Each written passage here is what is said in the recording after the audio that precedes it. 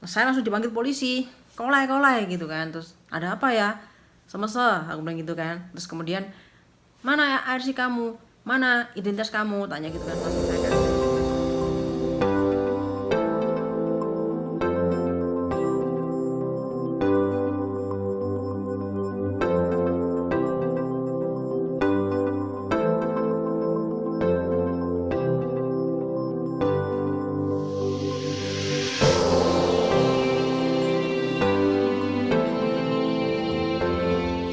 hai guys, kembali lagi bersama saya Nana Story. Oke, apa kabar kalian semuanya? Aku harap kabar kalian semua masih dalam lindungan Tuhan yang Maha Kuasa hingga saat ini. Oke, seperti biasa, kesempatan kali ini saya akan berbagi informasi, sharing tentang berita seputar TKI yang ada di seluruh dunia. Oke, kali ini berita datang dari Taiwan, masih mengenai tentang seputar TKI kaburan. Oke, daripada kalian penasaran, mendingan kita langsung aja simak berita berikut ini. Check it out. Mau beli sarapan McDonald's, TKW Indonesia di Taiwan diciduk Pak D bersama 15 TKW kaburan lainnya tanpa perlawanan. Kini diproses pulang kampung. Nasi sudah menjadi bubur, nasib sudah tertulis dan sekarang harus rela meninggalkan Taiwan untuk selamanya. Itulah yang dialami Lina, salah satu TKW kaburan di Taiwan yang tertangkap imigrasi kemarin di 23 Juni. TKI Taiwan yang berstatus ilegal atau kaburan jika tertangkap maka akan dideportasi dan di blacklist, tidak bisa lagi masuk Taiwan untuk selamanya kecuali ada yang menjamin. Kronologi Lina terciduk kemarin adalah saat ia membeli sarapan McDonald's di daerah Hsinchu. Petugas patroli yang kebetulan lewat melihatnya dan curiga dengan dirinya. Setelah Lina membeli sarapan, ia dihentikan oleh Pak D. Sontak ia kaget dan berteriak hingga membuat orang sekitar ikut melihatnya. Kabur tak mungkin pasrah, pasti tertangkap. Bisalah kalian bayangkan bagaimana tercengangnya Lina melihat polisi di depan matanya. Saat ditanya identitas, Lina tak mampu menunjukkannya pada petugas. Fix Lina diamankan petugas karena tidak dapat menunjukkan bahwa dirinya adalah resmi. Kemudian petugas mendatangi tempat Lina tinggal dan di sana polisi mengamankan 15 temannya yang ternyata kesemuanya adalah kaburan yang tinggal di satu tempat. 15 teman Lina terdiri dari 9 orang Indonesia dan 6 orang Vietnam. Seluruh kasus akan ditelusuri hingga keberadaan majikan dan agen ilegal dan akan ditangani sesuai dengan ketentuan undang-undang yang berlaku. Tim khusus yang menangani penangkapan kaburan ini mengatakan bahwa karena penerbangan sudah normal kembali, maka demi keamanan Taiwan dan pencegahan epidemi akan diadakan razia besar-besaran. Petugas akan menyusuri tempat-tempat di mana biasanya para kaburan berkumpul seperti toko Indonesia, konstruksi bangunan, bar, dan tempat mangkal lainnya. Pekerja migran yang seharusnya tidak berada di Taiwan akan ditelusuri dan ditangkap untuk dideportasi. Di Hukou, Hsinchu juga terjadi penggerbekan, 15 lainnya tertangkap lagi. Satuan Tugas Khusus Kabupaten Hsinchu dan Brigade Urusan Distrik Pusat Departemen Imigrasi menunjukkan pada tanggal 24 bahwa ada pekerja migran yang kabur ditemukan di Jubei, Hukou, dan tempat-tempat yang lain.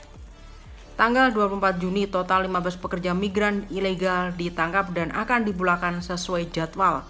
Razia ini akan berlanjut dalam waktu ke depan ini. Itu tadi guys berita dari Taiwan,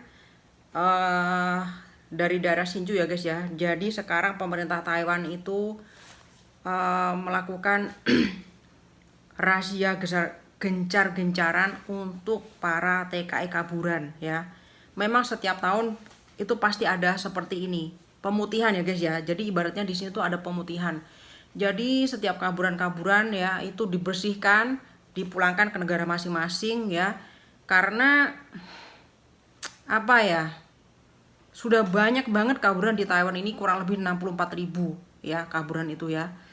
Jadi pemerintah Taiwan tidak mau pusing ngurusin kaburan-kaburan, akhirnya digencar-gencarkan razia ini besar-besaran supaya tidak terjadi banyak banyak kaburan aja di Taiwan seperti itu ya. Jadi ini kasus sangat miris sekali ya.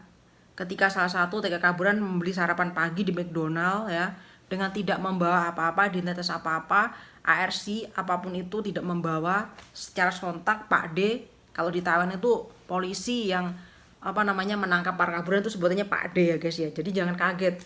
Jadi memang disebut Pak D seperti itu ya. Jadi sontak aja ketika Pak D langsung menghampirinya dan bertanya, mana identitas kamu, pasti ditanya seperti itu ya. Kalau misalkan ketemu sama TKW atau TKI pasti yang pertama kali ditanya seperti itu, mana identitas kamu gitu ya. Nah secara sontak dia kaget dan nggak bisa memberikan identitasnya. Otomatis polisi udah tahu jelas bahwa dia adalah orang kosongan atau ilegal atau orang swasta dan kaburan, seperti itu ya. Pengalaman saya dulu pernah juga waktu liburan di daerah Chungli ya, posisi saya sendiri liburannya ya. Kemudian saya dihampiri oleh polisi ya, mungkin dikira saya kaburan atau mungkin saya kosongan mungkin ya gitu. Nah karena saya sendiri ya, saya kayak orang bingung gitu kan. Biasanya kan kalau polisi itu tahu tuh orang kayak orang bingung, tergesa-gesa atau mungkin kayak orang mencari sesuatu gitu kan. Itu biasanya dipikirnya kaburan, apalagi gugup, apalagi sampai cincang ya, kalau cincang itu di sini tuh tidak tenang seperti itu ya. Saya langsung dipanggil polisi, kolai gitu kan. Terus ada apa ya, semese aku bilang gitu kan. Terus kemudian mana ARC kamu, mana identitas kamu, tanya gitu kan. Langsung saya kasih ARC sama paspor saya kasih gitu kan. Dikasih saya kaburan kan. Terus ya sudah, dia tanya kamu kerja di mana, aku bilang di sana. Aku bilang gitu, kamu jaga apa, jaga nenek, aku bilang gitu. Ya udah cuma gitu aja. Jadi sebenarnya kalau kita bukan orang kaburan, kita tenang aja, nyantai aja, karena kita bisa nunjukin identitas kita. Makanya tuh penting banget ya, pesan buat para anak yang resmi juga, kalau kemana-mana jangan lupa bawa identitas ya. Entah itu cuma paspor atau entah itu cuma ARC atau CNPOK harus dibawa. Takutnya soalnya polisi sekarang gencar-gencaran cari TKI kaburan. Kalau kita nggak bawa identitas, kita kerepotan sendiri ya kan, mesti harus telepon majikan dan sebagainya ya. Kalau bisa ditelepon, kalau enggak kita nanti dikira kaburan lagi, seperti itu kan gitu. Jadi itu pengalaman saya seperti itu ya guys ya gitu. Oke, kembali ke topik ya. Jadi gini, sekarang ini Taiwan lagi gencar-gencarnya melakukan pemutihan atau mencari TKI kaburan di pelosok-pelosok manapun ya. Beritanya udah tersebar di mana-mana, karena kemarin itu sudah ada peraturan diberlakukan, setiap TKI kaburan dikenakan denda lebih dari biasanya. Ya normalnya kan cuma di bawah 10.000 ya, sekarang itu udah di atas 10.000 bahkan sampai ratusan ribu ya. Itu dendanya, dan pemerintah Taiwan tidak main-main dengan peraturan seperti ini gitu. Jadi bukan cuma yang kena itu bukan cuma TKI kaburannya aja, tapi agensinya kena, majikan yang memperkerjakan kaburan juga. Jadi tiga-tiganya kena semua seperti itu ya gitu. Nah ini seperti kasus yang dialami saat ini yang kita bicara ini ya, Lina itu ya, ternyata dia ditangkap, kemudian dia disuruh menunjukkan tempat tinggalnya di mana. Kemudian setelah dia menunjukkan tempat tinggalnya di mana, di Hsinchu ya, daerah Hsinchu ya disebutkan ini ya, ternyata di tempat tinggalnya itu ada lagi orang lain yang ternyata juga sama TKI kaburan, yaitu tadi disebutkan semuanya 15 ya guys ya. Ada 9 orang Indonesia dan 6 orangnya yaitu orang Vietnam ya. Jadi semuanya kena dan sekarang lagi proses kepulangan ke Indonesia. Jadi kalau di Taiwan setiap TKI kaburan kena razia atau ditangkap gak main-main ya, prosesnya langsung cepat, langsung dideportasi, langsung dipulangkan ke negara masing-masing dan tidak akan bisa masuk ke Taiwan lagi kecuali ada penjaminnya. Sekarang seperti itu. Jadi susah untuk balik lagi ke Taiwan seperti itu ya. Jadi memang undang-undangnya seperti itu. Jadi jangan main-main dengan peraturan yang ada di Taiwan ya, seperti itu. Jadi sekarang petugas itu lagi menyusuri ya tempat-tempat di mana biasanya itu para kaburan berkumpul ya, seperti di toko Indo gitu kan. Kebanyakan kan di toko-toko itu banyak dia kan mangkal, mungkin lagi makan atau lagi beli makanan atau beli sesuatu kayak gitu ya. Kemudian konstruksi bangunan, biasanya konstruksi bangunan banyak juga orang-orang yang kaburan seperti itu ya. Kemudian bar itu biasanya kan banyak orang kabur di situ nyelusup ya, seperti itu, dan tempat-tempat mangkal yang lainnya. Jadi mulai hari ini dan seterusnya polisi udah mulai berkeliaran kemana-mana ya. Jadi pesan aja buat teman-temanku yang swasta, yang kosongan ya, tolong ya, kalau nggak penting-penting amat gak usah pergi, udah di dalam aja lah, intinya seperti itu. Kalau misalkan mau beli makanan atau apa gitu ya, lihat-lihat situasi dan kondisi aja dulu ya, seperti itu. Jadi nggak usah pergi-pergi dulu, fokus kerja aja dulu, karena aduh ngeri kalau sampai tertangkap, ngeri banget ya gitu. Udah didenda ya, pasti dipenjara, kemudian kalian pasti akan nanti dideportasi dan dipulangkan secara langsung. Itu akibatnya seperti itu. Jadi kalau nggak penting-penting amat, udah jangan pergi, udah di rumah aja dulu, di tempat dulu ya. Kalau misalkan mau pergi juga lihat-lihat situasi dan kondisi sekiranya seperti apa situasi dan kondisinya.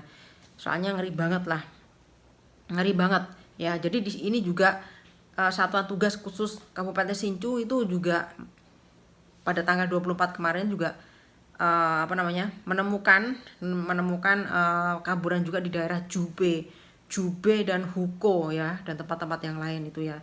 Jube banyak kayaknya, Jube itu ya gitu. Oke, pesan juga buat temanku yang masih resmi, maksudnya masih resmi sampai sekarang ini ya, tolong jaga keresmian kalian, jangan sampai terpengaruh oleh anak-anak yang kaburan ya, teman-teman kaburan ataupun oknum-oknum yang tidak bertanggung jawab.